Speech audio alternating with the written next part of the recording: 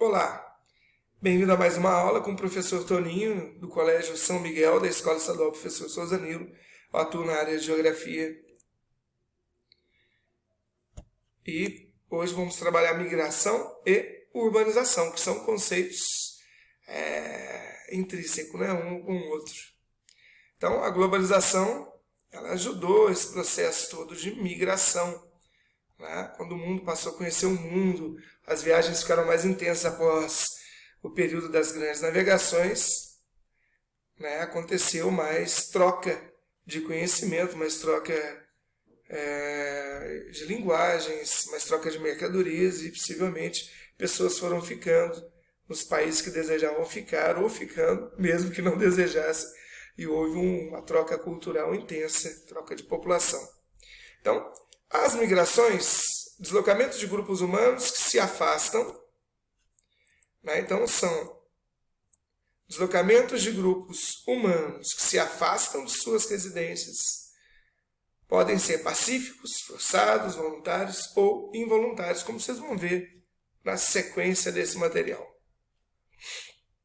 As migrações elas têm um espaço que podem ser internas ou externas. Por exemplo, se eu mudar da minha cidade para uma cidade próxima, né, esse é um movimento interno. Se eu mudar do meu estado para um estado próximo, esse é um movimento interno. Posso ser intercontinental, posso mudar para o continente americano, saio do Brasil, vou para o Paraguai, saio do Brasil, vou para os Estados Unidos.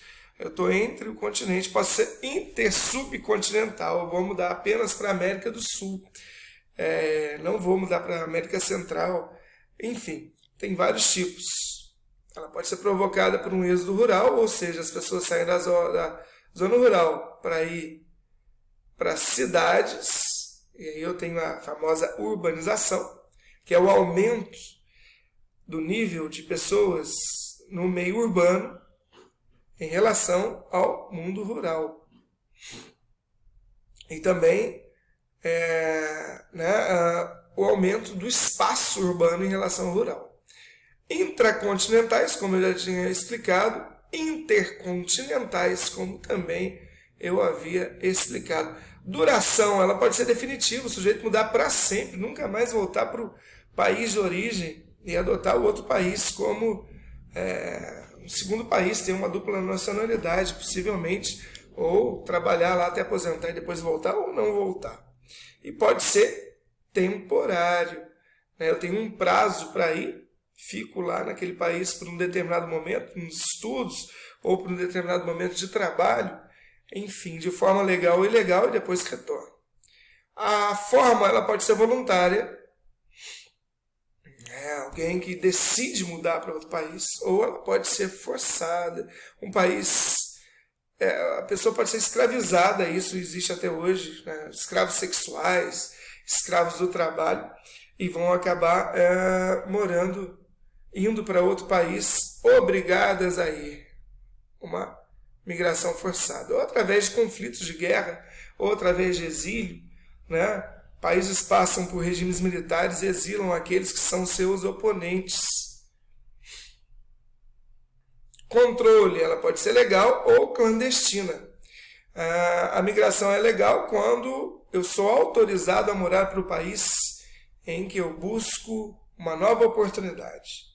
Um exemplo, né? Eu quero trabalhar nos Estados Unidos, tiro um visto de trabalho, eu sou atraente para o mercado americano, vou lá e consigo trabalhar no mercado dos Estados Unidos. Então a minha migração é legal, eu consigo o famoso e tão almejado Green Card. Ou ela pode ser clandestina. Né? Eu viajo até aquele país e vou tentar trabalhar nele sem estar com os documentos devidamente comprovados a minha autorização naquele país. Entre as migrações atuais, podemos distinguir fenômenos muito distintos. Né? Então tem o nomadismo, a pessoa era praticamente obrigada a mudar, porque acabavam os recursos naturais, ela mudava de região. A migração rural urbana, né? A zona rural para a zona urbana, isso aconteceu no Brasil depois de 1950, por exemplo, onde o Brasil se tornou urbano, a partir dali não deixou mais, está cada vez mais urbano, ninguém mais volta para a roça, um ou outro para o campo. Né? Então, O pessoal saiu da zona rural e foi para a cidade. Esse movimento é contínuo e posso dizer a vocês que ele é contínuo e ele é duradouro. Ele não tem possibilidade de retorno, é um movimento que vai continuar sempre, sempre, sempre. Refugiados de guerra, refugiados de doença, refugiados por condições naturais, terremoto, maremoto, a pessoa não quer mais viver ali, muda para outro lugar, outra cidade, país ou região. Migrações, elas podem ser internacional de mão de obra, né? O país é mais atraente que o outro, enfim, essa pessoa vai lá receber um salário bem maior por um serviço, às vezes, que não é o dela, mas ela vai receber muito mais, então ela decide ir para aquele país. Principais causas motivadoras da migração internacional: busca de melhores condições de vida para o indivíduo e sua família. Esse é o principal motivo, tá? Oportunidade mesmo. As disparidades de renda entre diversas regiões dentro de uma determinada região. Uma região paga muito mais o salário para um determinado profissional, ele vai buscar outra região. Um exemplo, salário de professor do Maranhão, né? Atraente até para quem mora no Sudeste. Políticas trabalhistas e migratórias dos países de origem e de destino. Às vezes um país recebe melhor imigrantes, como é o caso do Brasil, um país não recebe tão bem assim como é o caso dos Estados Unidos. Conflitos políticos que estimulam a migração transfronteiriça. Eu sou oposição ao atual governo, ele me persegue, então eu vou buscar refúgio e vou então mudar para outro país. Degradação do meio ambiente, acaba os recursos como água, por exemplo, e as pessoas mudam. Ou um acidente como ocorre em Brumadinho, Mariana, né?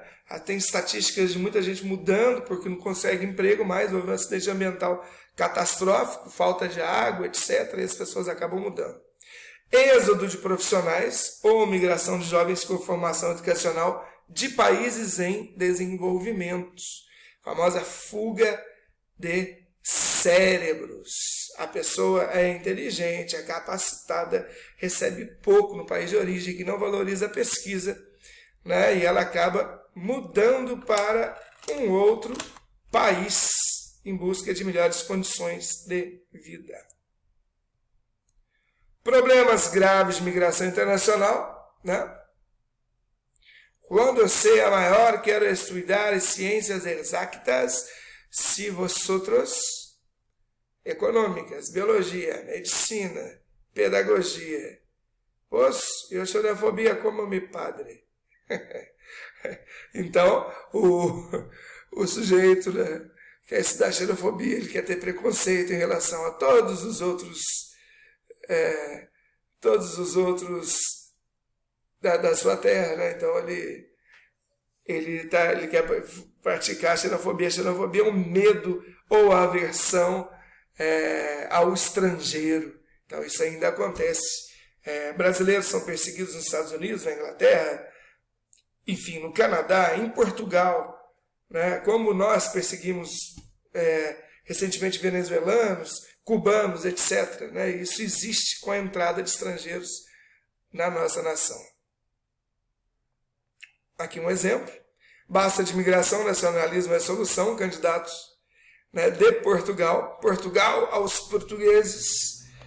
Né? Enfim, problemas graves da migração internacional são construídos fronteiras, né, físicas, como o muro do Trump, que agora eu acho que não vai conseguir mais depois da Covid. Acabou o dinheiro, né, Xará? Covid-19, acabou o dinheiro, não vai construir mais muro, não.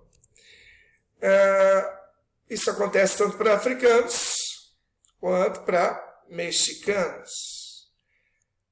Né? Desemprego sobe para o valor mais alto dos últimos 7 anos, essa taxa que indica aí as pessoas mudam de um país para o outro em busca de empregabilidade.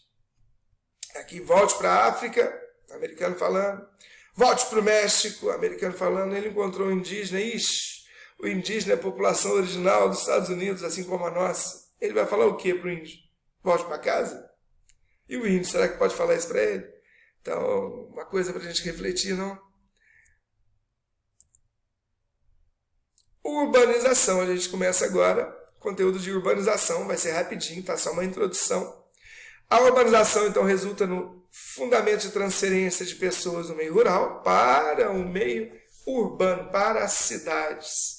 Assim, a ideia de urbanização está intimamente associada à concentração de muitas pessoas em espaços restritos e na substituição das atividades primárias pelo setor secundário e terciário.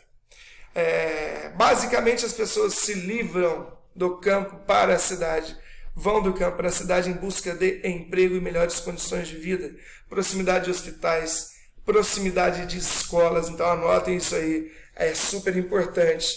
A pessoa vai ficando velha, não tem onde se tratar, o hospital em zona rural é complicado, né? Na cidade já não tem posto, não tem escola às vezes para os netos e acaba mudando então para as cidades. Entretanto, se tratar um processo que costuma se conceituar a urbanização como sendo o aumento da população urbana em relação à população rural, e nesse sentido só ocorre a urbanização quando o percentual do aumento da população urbana é superior à da população rural. Nós já falamos isso aqui. Então, guardem duas coisas: o aumento das atividades econômicas. A zona urbana, onde concentra bancos, loja, comércio, etc., indústrias, né? E o aumento, principalmente da população na parte urbana em relação ao rural, provoca o que a gente tem ideia de urbanização. Muito obrigado. Essa foi a aula de hoje para os segundos anos do Colégio São Miguel e Escola Estadual Professor Souza Danilo. Até!